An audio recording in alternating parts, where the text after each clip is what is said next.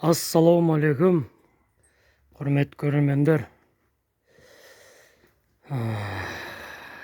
Өткенде соңғы алдыңғы партияда 3 бұқа қалып еді, 3 жерде, естеріңізде болса. Кеше комментарияда сұраған екен, соның салмағын айтпадыңыз ғой деп. Естеріңізде болса, мына жерде қара бұқа, ала бұқа, сосын бір қара бұқа тұрған. Үшеуі қалған соңында.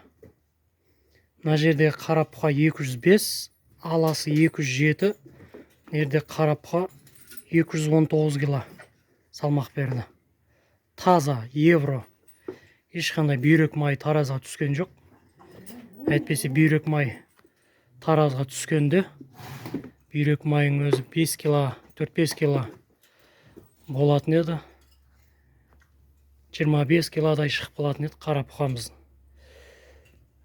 Бүйрек майын алып тастаған екен, салмақ сондай болды. 219, 207, 205. Кешегіде мына малдарды алдық. Кешегі базар, понедельник мал базарында. Осы 7 бас бұқамызды алдық. 8 айлық, 9 айлық. Бір жерден 300 мың теңгеден алдым. Қызыл ақбастарға шабамыз кемет. Олардың бағасы қымбат. Шамамыз келгенін алдық, қалтаға қарап.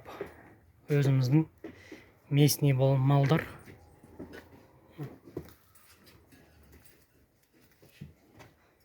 Еттері жақсы. Мына біреу тоқал. Сосын мынау тоқал. Тоқалдар қымбат жүреді, білесіздер.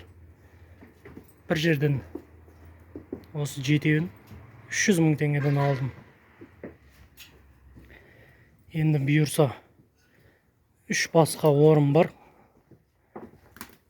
Тағы 3 бас алып, сонымен 10 басқа қорамызды толтыруым керек. Оның үстіне жем шөбіңде қымбаттап кетті. Кебектің бағасы қазір қабы 25 килолығы 2800 теңге, 20 килолығы 2,5 теңге, сондай болып кетті, қымбаттап. Бидай да қымбат, 230, 235. Енді қалта қарап алдық. Жақсы алған ба, комментарияда айтып өтіңіздер. Қымбат емес па?